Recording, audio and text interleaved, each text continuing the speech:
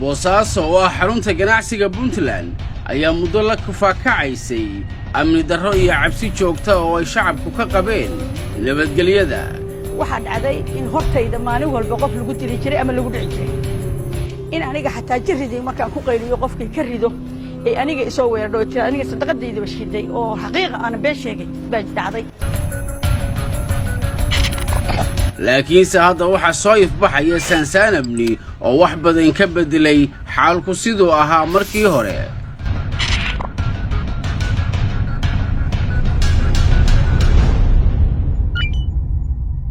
go'aamo wadaraysan ayna ka midaysnaayeen dawladda iyo shacab ayaa suuro geliyey amni la isku hallayn karo oo boosaaso dib uga curtay. dib u soo celinta amniga boosaaso oo ah hawl adag oo ay qabatay dawladda Puntland ayaa loo maray wadiiqooyin dhowr ah. waxaa ka bedelay oo ugu horeysa dawladda hadafkeeda ahayd inay ka go'an tahay boosaaso in wax laga qabto. madaxweynaha ugu horeeya boosaaso in wax laga qabto isaga go'aamada ugu adag qaatay. waxaa soo raaca inuu ciidamada xoogga saaray inuu tayo waa la socota.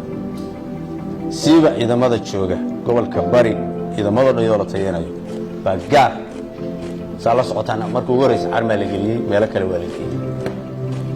waxaa la isku xiray connectionka annaga aan gudaha isku xiray ciidamada ka shaqeynaya noocay isku xirnaan bulshada iyo maamulka ama dawladda oo timi dhiirigelin ka timi dhanka madaxda sare ugu horeeya madaxweynaha dawladda Puntland arrimahaas baan oran karaa iyo annagoo ilaahay subxaana wa tacaala tala saarsanay. maantii waxaanu sameynay barnaamij maamul daadejin magaalada waxaan u qaybinay 4 xaafadood. xaafad walba waxaan u sameynay xarun xafiis ah ee joogaan shaqaale ay ka shaqeeyaan dad dhan ilaa 30 qof oo shaqaale ah. 30kaas qof oo shaqaalaha ah 12 ilaa 13 qof oo kamid ah waa ciidanka milishiibiyada ah oo runtii waxay qabtaan oo ama xoogga saaraan inay ka qayb qaataan amniga. waxay xoogga saaraan inay ka qayb qaataan ciyaalada mobilada furanaya. waxay ka qayb qaataan roondada ay qabanayaan booliisku iyaguna xaafadahooda ka qayb qaataan. runtii taas waxaa oran karaa inay door shariif ay dawladda hoose ka ciyaartay in magaalada amnigeeda la sugo. waxaan rajaynayaa insha Allah tacaala inaan la sii shaqeyno laamaha ammaanka sidii hore ay si ka dhow si shacabka iyaga reer Boosaaso ay u helaan amni buuxa. boosaaso waxaa ku nool in ka badan 800,000 dad kor u dhaafaya kuwaas oo ay soo kartay amni xumadii ka jirtay magaalada.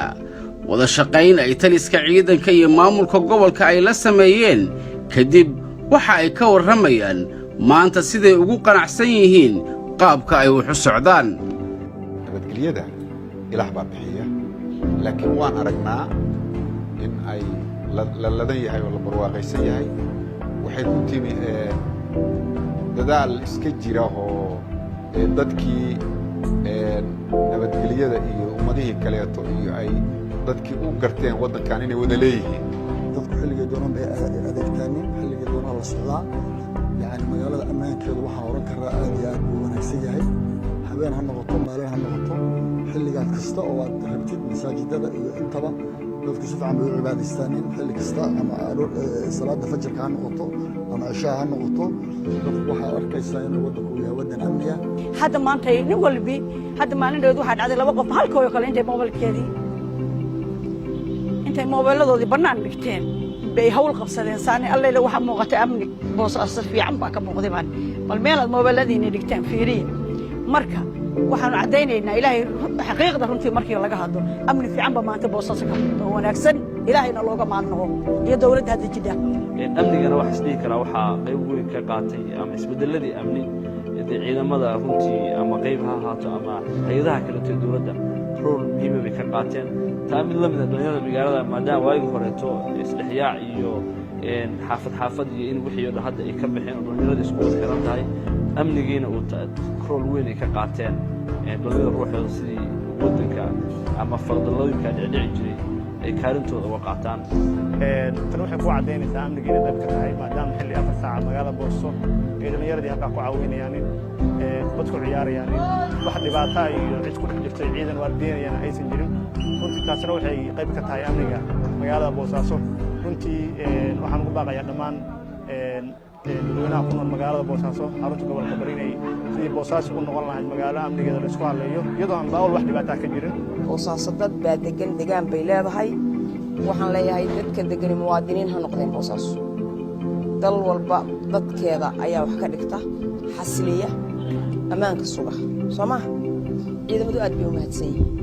iyo macal taliyayaashooda iyo madaxdoodu aad bay u wanaagsan yihiin bulshada gobolka bari horta aad bay u mahadsan yihiin xaqiiqatanna waa dad u dhow dowladnimada iyo nidaamka sharciga waa dad ilaaliya waa meel ganacsi oo qof walba uu ganacsigiisa sharciga ku ilaasho taalla alligeed quluubtooda waxay kasbatay inay booliiska u dhow yihiin oo la shaqeynaya shacabka boosaaso ku dhaqan waxay xasuustaan dhowr mar oo hore oo xukuumadihii puntland soo maray ay ballan qaadeen in amniga boosaaso gacan adag lagu qaban doono laakiin qorshayaashaasi wuxuu noqday midaan midho dhalin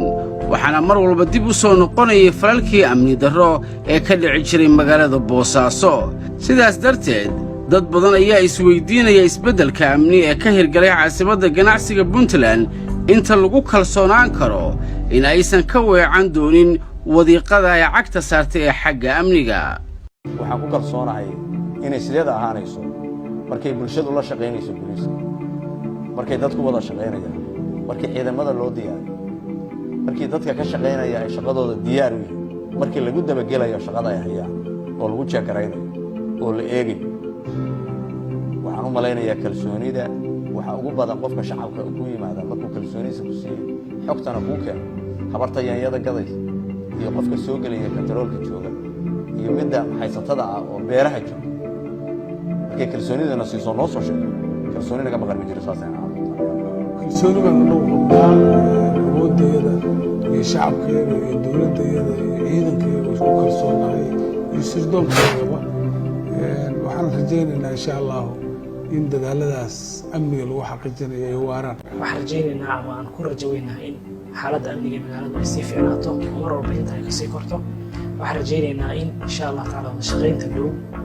laamaha ammaanka wada shaqaynayaan inaan mar walba dhiirigelin annagu aan u noqono kuwii dhiirigelin lahayo si shaqadooda ay usii gutaan waxaa kaloo aan aad iyo aad uga codsanaynaa mar labaad shacabku sida wanaagsan ay hadda u shaqaynayaan